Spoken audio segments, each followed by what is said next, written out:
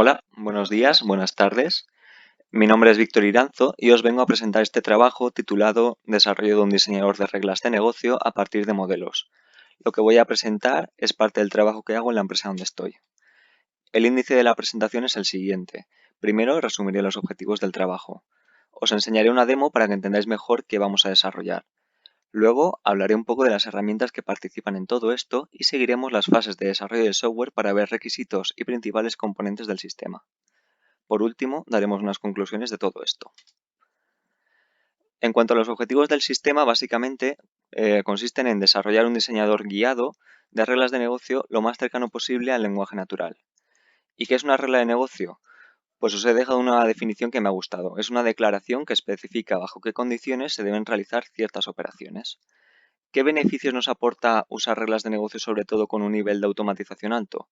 Pues en primer lugar, reduce costes, porque cualquier usuario puede construir una regla si entiende la notación que se emplea. Además, nos ofrece un mayor control de procesos, porque se emplea una notación visual, como es el estándar BPMN, donde se ve claramente la estrategia del negocio. Por último, nos permite reutilizar componentes, porque las acciones que construyamos se pueden reutilizar en diferentes procesos. Las reglas de negocio se pueden expresar con diferentes niveles de formalidad, desde una frase en un documento de análisis hasta una especificación, pues que se puede procesar ya por un motor de procesos. Nos vamos a centrar principalmente en las condiciones y no en las acciones, ya que las acciones pues está más vinculado con la ingeniería de procesos. Entonces, esta es una demo de lo que vamos a desarrollar.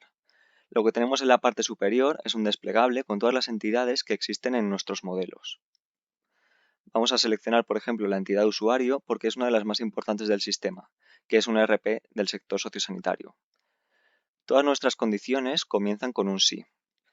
Entonces, en la parte inferior nos aparecen las sugerencias para construir la regla. Las condiciones se construyen, por ejemplo, a partir de campos que forman la entidad, entidades que tiene asociadas la entidad de partida, etc. Entonces, pues bueno, podemos construir reglas como esta.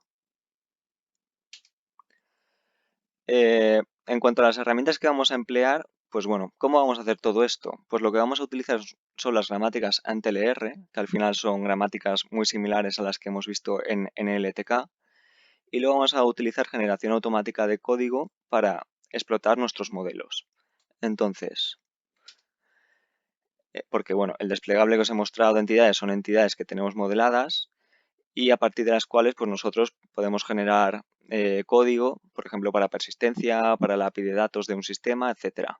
¿Cómo se van a combinar todo esto? Pues bueno, lo que vamos a hacer es autogenerar las gramáticas que vamos a utilizar en nuestro diseñador de reglas. Entonces, ¿qué es ANTLR? Pues ANTLR es una herramienta para la generación de parsers que, bueno, centrada sobre todo en el procesamiento de texto. ¿Para qué se puede utilizar? Pues ANTLR se puede utilizar, por ejemplo, para traducir código de un lenguaje de programación a otro, Java, C#, para interpretar lenguajes específicos de dominios, DSLs, o por ejemplo para crear compiladores. En nuestro caso, ¿para qué lo vamos a utilizar nosotros? Pues nosotros lo que vamos a construir es un traductor de la regla, esa sentencia que hemos escrito antes en la demo, que vamos a traducir a una expresión lambda.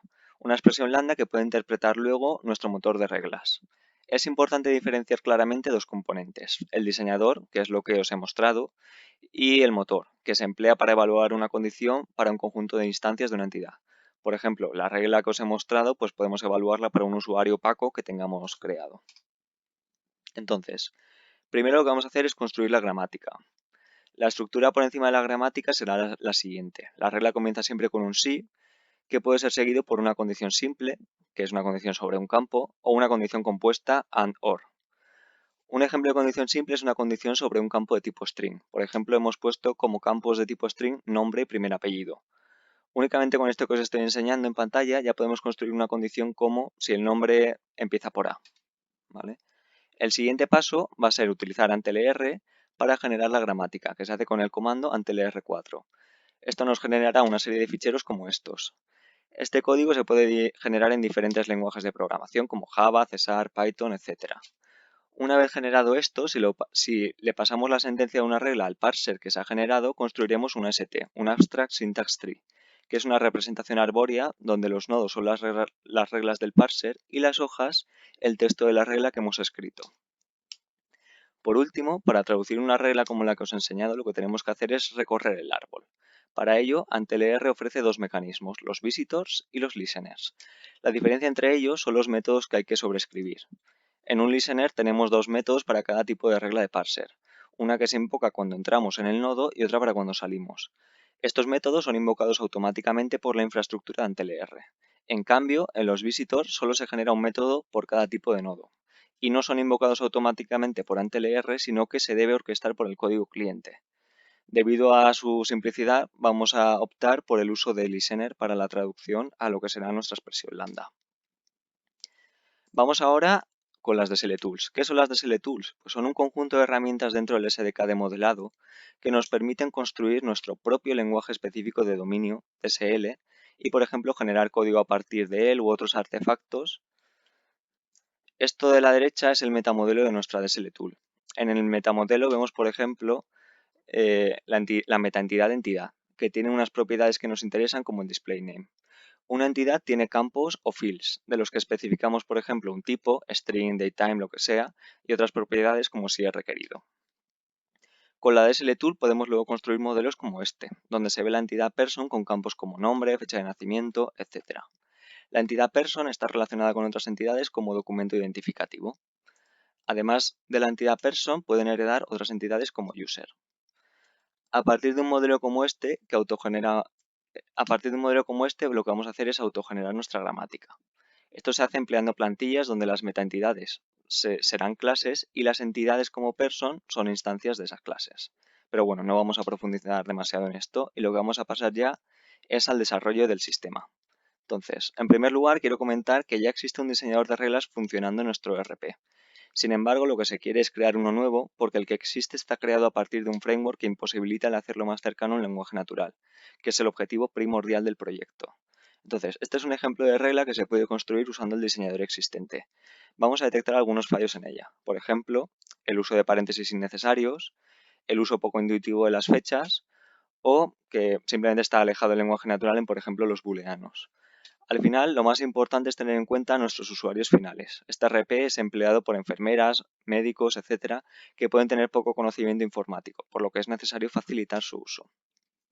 Vamos ya con el diseño. Esta primera cajita representa el prototipo de diseñador que os he enseñado en la demo. Las sugerencias se obtienen a partir de un componente llamado suggester que luego detallaré. Cuando el usuario le da a guardar, la aplicación emplea el parser de la gramática para traducir la regla construida en su representación arbórea. Una vez hecho esto, el árbol se recorre empleando un listener que traduce el árbol en una expresión lambda. La expresión lambda se persiste en base de datos para que luego el motor de reglas pueda acceder a ella cuando se solicite evaluar una regla por un usuario, otra app o un motor de procesos. Por último, lo que voy a dar son algunos detalles de nuestro componente suggester, que es el que conforme se construye la regla nos dice los siguientes elementos que podemos escribir. Este componente es de elaboración propia, ya que AntLR no lo ofrece per se. Vamos a ponernos en la situación que llevamos escrito de la regla hasta este punto, si el nombre del usuario. ¿Qué sugerencias se nos deben dar? Pues primero, lo que se emplea es el lexer para tokenizar. Entonces se generan los siguientes tokens, sí y el nombre del usuario. Una vez hecho esto, emplearemos la máquina de estados del parser ATN de nuestra gramática. En esta máquina de estados, las transiciones representan tokens del lexer que se consumen conforme pasamos de un estado a otro. Lo que vamos a hacer es, a partir del estado inicial, ver hasta qué estado llegamos. Una vez hemos consumido todos los tokens escritos, habremos llegado a un estado donde las transiciones que salen de él son nuestras sugerencias. En la imagen se puede ver cómo del estado 2 salen tres arcos, contiene, empieza por y es igual, que son pues lo que finalmente devolveremos. Por último, vamos a pasar ya a las conclusiones. Hay algunas cosas que no nos han gustado de AntLR, como es el tamaño del parser que se construye para una gramática, sobre todo dadas nuestras gramáticas que están formadas por miles de líneas. Este hecho pues, hace que nos estemos planteando cambiar su uso por un componente más dinámico que sea capaz de entender directamente nuestro modelo de dominio y explorarlo por sí mismo.